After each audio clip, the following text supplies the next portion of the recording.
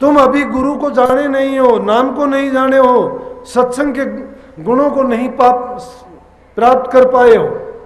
जब उनको प्राप्त करना शुरू कर दोगे, तुम्हारे अंदर वो भावना पैदा हो जाएगी, एक दूसरे के लिए तुम जी जान देने के लिए तैयार रहोगे। फिर तुम्हारा धर्म साक्षात तुम में प्रकट हो जाएगा। फिर ये बात कहने की नहीं मिलेगी, दोष संतान को नहीं देना।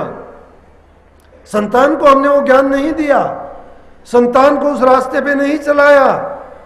संतान को जो ज्ञान जहां से मिलता है वो उनको सच्चाई नहीं बताते, वो तो उनको दूसरी तरफ ले जा रहे हैं। बच्चे ज्ञान कहाँ से लेते हैं? टेलीविजन से लेते हैं। टेलीविजन पे कितना अच्छा संस्कार दिखाए जाते हैं। अखबारों से लेते हैं, अखबारों में किसी महापुरुष के वचन नहीं आते पहले पेज पे, उनके तो कहीं कोने में छिपा के देते हैं। हाँ, अगर किसी महापुरुष के साथ कोई गलत वलत घटना हो जाए वो तो सबसे पहले दिखा देंगे। एक बार नहीं, उसको बार बार बताएंगे, लाखों बार दिखाएंगे, लेकिन अच्छी बात नहीं दिखाते। अगर कोई गलत काम किसी लड़की से हुआ है, किसी लड़के से हुआ है, चोरी कचोरी डकैती हुई है, वो पहले पेज पे दिखा देंगे। संत महात्मा के अच्छे विचारों को, शुद्ध या पवित्र बातों को कहीं नहीं दिखाया जाता। कहाँ से लेंगे बच्चे संस्कार?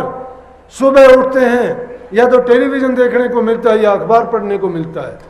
माँ बाप के संस्कार गए, जो उनके बिस्तरों में बैठ के दादा दादी से बच्चे संस्कार लेते थे, जो छोटी मोटी कहानियों के रूप में उनके दिल में वो कथाएं ठोक के भरते थे। आज बच्चों को तो बड़ा बताते हैं कि शिवाजी की माता थी, उसकी जीजाबाई नाम था, उसने उसको वो ज्ञान दे दिया कि शिवाजी जाके महान बना। माँ ने उसको ऐसी ऐसी कहानियां सूरवीरों की बताई। अरे तुम बच्चों को कहानी किसकी बताते हो? आज किसी की याद ही नहीं है। बच्चे से अगर पूछ भी लिया तेरे दादा दादी का क्या नाम, वो भी उनको नहीं पता है। कहाँ से सीखेंगे वो? बच्चों का साथी कौन है? उसकी किताबें हैं। बच्चों के साथी और उसके माँ बाप, उनके संस्कार क्या हैं? उनके साथ पढ़ने वाले बच्चे एक ही लेवल के, एक ही सत्र है उनका सोचने का, वही संस्कार हैं। जो हवा बह रही है उसी में बह रहे हैं। बुराई नहीं कह रहा मैं ये कह रहा हूं जागो। अगर समाज की यही हालत रही तो आने वाले दिनों में देख लेना, वो दिन दूर नहीं है कि हर माँ बाप को पछताना पड़ेगा। अब भी कितने माँ बाप आंखें बंद करके जब कोई फैसले का काम पड़ता है, जरूरत पड़ती है, तो कहते हैं कि बच्चों से पूछ लो, या कहते हैं बच्चों से मैं पूछ लूं। अरे जब फैसला माँ बाप करते थे, आज बच्चा कहेगा मेरे काम का फैसला मेरा माँ बाप क्या करेगा, मैं करूंगा। इसीलिए उन बातों को समझो क्या कही कि खुद ही को कर बुलंद इतना, खुदा बंदे से ये पूछे। आज तो बंदा भी बंदे से नहीं पूछता, खुदा कैसे पूछेगा? खुदा जब पूछेगा तुम उसको इस काबिल बना दोगे, और वो मुश्किल नहीं है। मैं कहता हूं अगर इंसान में कुछ कर गुजरने की हिम्मत और ताकत है, इंसान सब कुछ कर सकता है। जो किया इंसानों ने किया। हमारे जैसे इंसान थे, लेकिन उनके दिल में संकल्प था, कुछ कर गुजरने की उनकी इच्छा तमन्ना थी। जब आप भी दृढ़ संकल्प कर लोगे मन में, अच्छा कर गुजरने के लिए तैयार हो जाओगे, दुनिया की कोई ताकत नहीं आपको रोक देगी। सब कुछ हासिल कर सकते हो, करोगे। और मैं तो कहता हूं कि आपके निमित्त तो इतना ही काफी है। इस युग में जो सच्चे दिल से गुरु की शरण में जाके नाम लेके बुराइयों को छोड़ देगा, सच्चाई को अपना लेगा, चाहे वो सुमन मात्र भी नाम का कर लेगा तो भी पार हो जाएगा। सुमन मात्र भी, लेकिन सुमन को भी सोच समझ के करें, निर्विकल्प। जब सुमन करते हो तब भी ये नहीं कि ध्यान हमारा कहीं होता है, मन में विचार कुछ होते हैं, जबान से नाम चलता है, नहीं।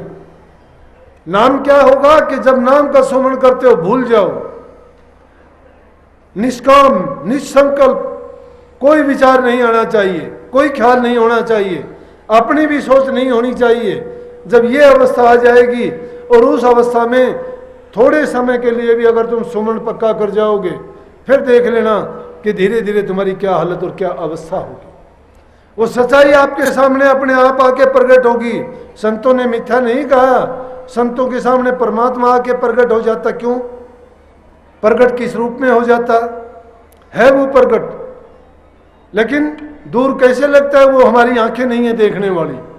हम बाहरी आंखों से देखते हैं, बाहरी आंखों से तो बाहर का झगड़ा दिखता है। वो जब ज्ञान का चक्षु खुल जाएगा, वो ज्ञान का चक्षु कौन सा है? वो मस्तिष्क के मध्य में लगा हुआ है, वो दोनों तरफ देखता है। जब उसको तुम बाहरी रूप में देखना चाहते हो तो देह रूप में सरगुण अपने सतगुरु के रूप के दर्शन करो, और नूरी रूप को देखना चाहते हो तो अंतर में जाके उस सूक्ष्म दृष्टि से देखो। वो अंदर में बैठा हुआ तेज पुंज रूप में आपको जब दीदार देगा तो आपके सब भरम कर्म सब नस जाएंगे और आप पाक साफ होकर अपने घर जाएंगे। इसलिए प्रेमियों, ये संकल्प लेके जाओ। गर्मी का मौसम है, जितना हो सके इंसानों के लिए पानी का इंतजाम करो। पशु पक्षी भूखा प्यासा दिखाई देता है, छोटे जानवरों को चोगा डालो। आज वो नहीं रही, कहाँ है चिड़िया? कहाँ जो हम अपने देखते थे वो जानवर ही नहीं रहे, पक्षी नहीं रहे। क्यों नहीं रहे? कि वो सुरक्षित नहीं है। जहाँ कहीं पक्षी मिलते हैं चोगा डालो, पानी का इंतजाम करो, वो प्रजातियाँ बच जाएंगी, वो पर्यावरण को शुद्ध और पवित्र रखेंगी। ये जो आज वातावरण बिगड़ रहा है वो फिर से सुधरेगा और फिर से एक अच्छे वातावरण की हमारे सामने चित्र होगा, और उसको देख के हर कोई ये महसूस करेगा कि हम फिर से पुनर्स्थापना कर रहे हैं। तो सद्गुरु जी की कृपा से मैं तो यही चाहूँगा कि आप सबके मन की मलिन वासनाओं को दूर करके आपके दिल में पवित्रता शुद्धता भर दे और आपको भक्ति के मार्ग में चलने की शक्ति दे। दिन प्रतिदिन आप नाम की कमाई करो, परमार्थ के मार्ग पर चलो और घर परिवार और एक अच्छे उन्नत समाज की स्थापना करो, जिससे देश उन्नत हो, अच्छा वातावरण मिले और सब जीव और इंसान सुखी रहें और अच्छे वातावरण में जी के हर कोई ये महसूस करे कि हमें इस दुनिया को दुख रूप नहीं सुख रूप समझे। तो सबको आशीर्वाद, एक संकल्प लेके जाओ कि हम बुराइयों को छोड़ेंगे, अच्छाई के मार्ग पर चलेंगे और नाम को कभी नहीं भूलेंगे। सबको आशीर्वाद। राधा।